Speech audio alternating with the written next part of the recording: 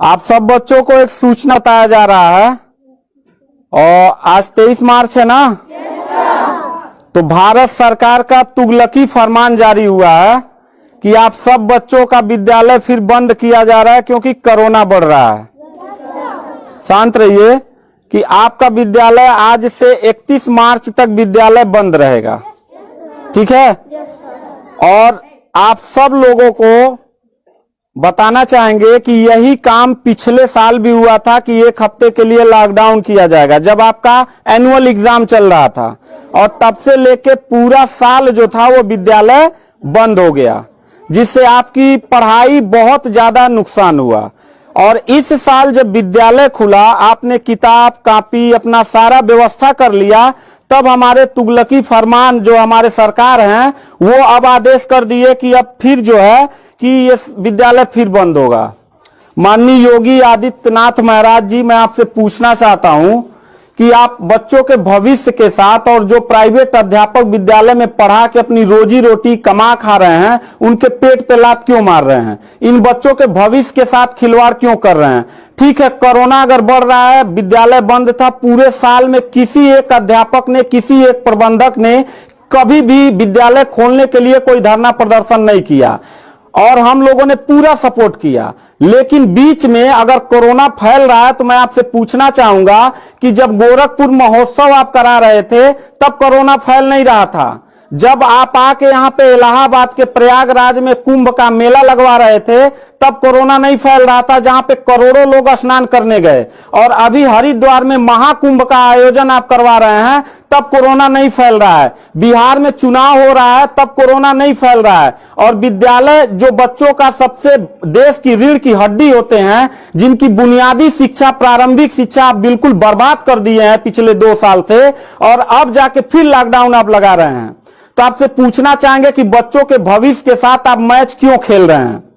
ये जितने भी बच्चे हैं, अगर 1 मार्च आप 1 अप्रैल बोले हैं, 1 अप्रैल तक अगर विद्यालय नहीं खुला तो इन सारे बच्चों को लेके मैं रोड पे बैठ जाऊंगा। ये मैं आपको खुला चैलेंज कर रहा हूं, क्योंकि बात सिर्फ मेरे तक का नहीं है, इन सारे बच्चों का भविष्य है। और इन सारे बच्चों का भविष्य आप लोग अंधकार में डाल रहे हैं। आप लोग खुद नहीं चाहते हैं कि देश का बच्चा पढ़े, पढ़ के कुछ लायक बने। आप लोग अपना जब रैली निकालना रहेगा, चुनाव रहेगा, तो कोरोना आपके पास नहीं रहता है। और जब आपको लगेगा कि आपके विपक्ष में लोग खड़े हो रहे हैं तो आप कोरोना का ड्रामा करा के विद्यालय को सबसे पहले आप बर्बाद कर रहे हैं। आप बताइए, विद्यालय में आप गोरखपुर जिले में 193 लोगों ने अपने विद्यालय की मान्यता निरस्त करा लिया। जानते हैं क्यों? महंत योगी आदित्यनाथ जी, क्योंकि वो लीज पे चलाते थे और उनका भाड़ा हुआ करता था 40 हजार 45 हजार रुपया मंथली हुआ करता था। वो भाड़ा न चुकाने के वजह से, चूंकि मालिक को भाड़ा चाहिए, उन लोगों ने अपनी मान्यता निरस्त करा दिया। और सरकारी जो स्कूल है उनकी हालत तो पहले से मतलब खस्ता हो चुकी है। तो ऐसे कंडीशन में गार्जियन करे तो क्या करे, और हम अध्यापक करे तो क्या करें? ये जितने भी 16-17 स्टाफ हैं, इन सब लोगों की रोजी रोटी चलती है इन बच्चों के और इस विद्यालय के संस्था से। आप लोग हमारे पेट पे प्रहार कर रहे हैं, हम लोगों के व्यवसाय से प्रहार कर रहे हैं। अगर आपको लग रहा है कोरोना है, ठीक है, विद्यालय बंद कर दीजिए, तो आप ये भी अपनी नियत को साफ करिए कि कुंभ का जो मेला महाकुंभ का लगवाने वाले हैं उसको भी कैंसिल कर दीजिए। और जो गोरखपुर महोत्सव और गोरखनाथ का मेला लगवा के आप ड्रामा करवा रहे हैं वो भी बंद करवाइए। यानी आप खुद नियम का पहले फॉलो करिए, हम लोग नियम को फॉलो करने के लिए तैयार हैं।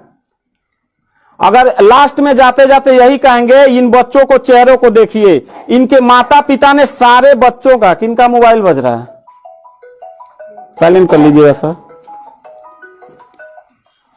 इन सब बच्चों के माता पिता ने, बच्चों कितने लोगों ने आप किताब कॉपी अपना सारा कंप्लीट कर लिए हो? पता है, एक एक बच्चों की किताब कॉपी 2-2 हजार रुपए की आती है। आप फिर लॉकडाउन लगा दिए, इनकी पूरी पढ़ाई बर्बाद हो गई। अब यानी आपने 1 हफ्ते का लगाया है, आपकी नीयत पे तो मुझे 100% विश्वास है ही नहीं है कि आप करोगे क्या। आप पूरे साल पढ़ाई बर्बाद करोगे। हाथ नीचे करिए। अब ये बच्चे करेंगे क्या? किताब लेकिन के गार्जियन करेंगे क्या? हम लोगों ने पूरा कोऑपरेट किया सरकार को। जितना दिन लॉकडाउन लगा था उतना दिन का मैंने पूरे सभी विद्यालय के लोगों ने शुल्क माफ कर दिया, क्योंकि गार्जियन के ऊपर कोई लोड न पड़े। हम लोगों ने टीचरों को पेमेंट नहीं किया, क्योंकि हम लोगों ने जब फीस नहीं लिया तो पेमेंट कहां से करें। हम लोगों ने पूरा सरकार का साथ दिया, जितना हो सकता था सब लोगों ने साथ दिया। लेकिन अब इतनी कंडीशन होने के बाद, विद्यालय खुलने के बाद आप लोग विद्यालय बंद कर रहे हैं, ये बहुत ही गलत कर रहे हैं। और आपका पॉलिटिकल जो फंडामेंटल जिस पे आप चल रहे हैं कि जिन नियतों पे आपका बर्बाद होने वाला है, मैं लिख के आपको दे दूंगा कि अगर फिर से 1 अप्रैल के बाद, ठीक है, अगर 1 हफ्ते के रोकने के बाद कोरोना भाग जाता तो मतलब 1 हफ्ता आप बंद कर लीजिए, बिल्कुल हम लोग 1 हफ्ता नहीं पढ़ाई कराएंगे। लेकिन अगर फिर साल भर का ड्रामा आपने किया तो निश्चित तौर पे याद रखिएगा कि तानाशाही उतना ही अच्छा लगता है जितना तानाशाह के अंत होने का समय ज्यादा दूर हो, और आपका समय बिल्कुल नजदीक आ गया है। तो मैं उम्मीद करता हूं कि आप ये काम बिल्कुल मत करिएगा। 1 अप्रैल के बाद अगर विद्यालय फिर से आप बढ़ाएंगे तो इन सब चेहरों को देख लीजिए और इनके गार्जियन को लेके, अपने पूरे स्टाफ को लेके जिले से लेके मैं प्रदेश लेवल तक धरने पे बैठूंगा। इस बात को याद रखिएगा, क्योंकि सवाल यहां सिर्फ मेरे रोजगार का नहीं है, मेरे जितने सहपाठी और जितने मेरे कर्मचारी लोग हैं और इन बच्चों के पढ़ाई का, भविष्य का सवाल है। तो मैं इन बच्चों को लेकर धरने पे बैठ जाऊंगा, और जरूरत पड़ा तो असंवैधानिक भी हो जाऊंगा। इसी के साथ मैं सरकार से रिक्वेस्ट करूंगा कि अगर 1 हफ्ता में बंद करने से कोरोना भाग जाता है तो हम सब लोग आपके साथ हैं। अगर नहीं भागता है तो 1 अप्रैल से छोड़ दीजिए।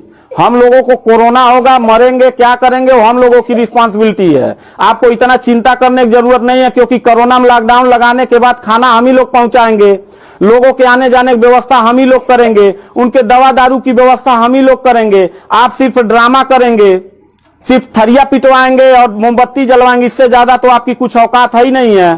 तो मैं उम्मीद करता हूं कि 1 अप्रैल के बाद आप विद्यालय खोल दीजिएगा। इन बच्चों के भविष्य के साथ आप लोग खिलवाड़ मत करिए।